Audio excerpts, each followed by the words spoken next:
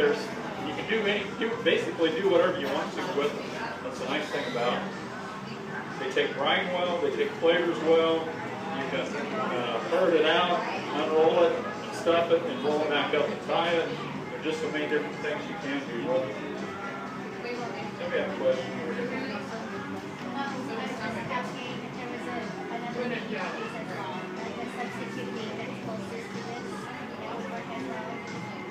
Rather than pork. Pork roast? No, not pork. Something that's lamb or beef or what would you use that you could use this recipe? Using that recipe, that's really more of a pork recipe. Can you use it for veal? It's probably, this is a really sweet brine that we're dealing with, so probably not. You know, veal and beef, we really don't do much as far as brining goes. Most veal and beef have enough fat, internal fat in it. You don't eat a lot. You can on some cuts. You know, we talked about that white stuff and the red stuff. You know, the pork loin just doesn't have much internal fat, which is good. It's nice and lean. It still has good flavor to it, but if you overcook it very, very much at all, it's going to start getting kind of dry. Beef tenderloins are a lot the same way. That's why beef tenderloins you're only cooking 120, 130 degrees, sort of medium, to keep it in moisture.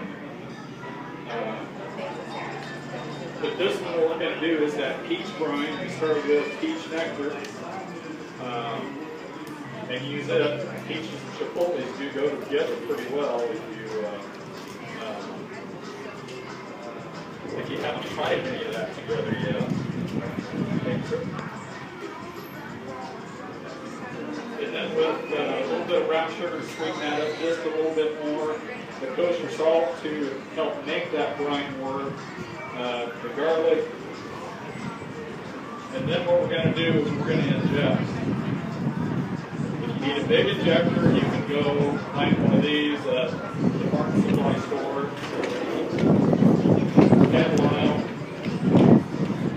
If you want a nice cheap one, this is the veterinary syringe from the farm supply store as well. It's 99 cents. I'm not sure if Whole Foods has these. A lot of stores will have them. They are regular in the kitchen aisle, regular injectors for this kind of stuff. I like my big ones that I can look at.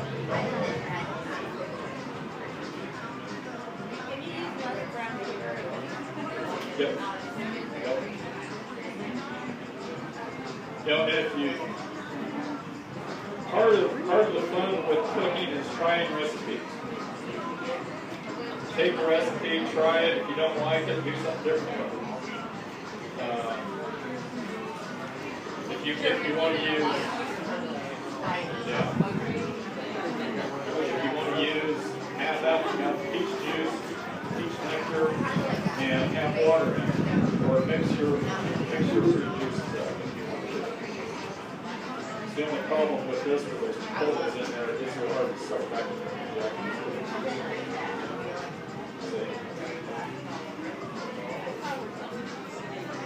Yep. You can do it that way. I just got my knife. Now, we were talking about brines before and soaking the pork chops. Well, the pork chops are nice and thin, so we can soak those and still get pretty good soaking into them, pretty good penetration. With this pork loin,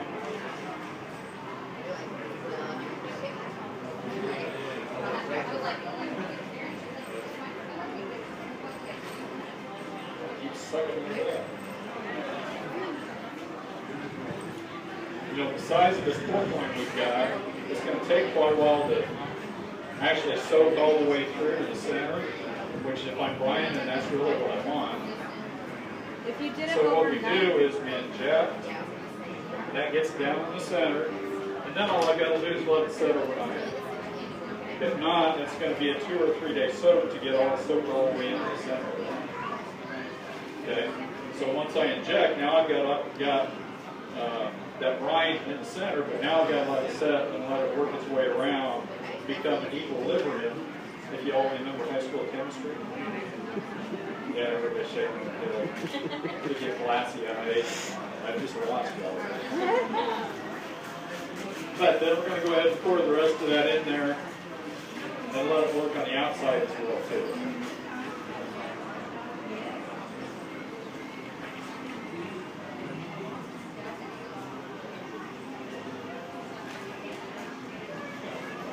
And then, about an hour before we're done cooking, before we're ready to cook this, before we're ready to throw it in, we'll season it up, we'll pull it out.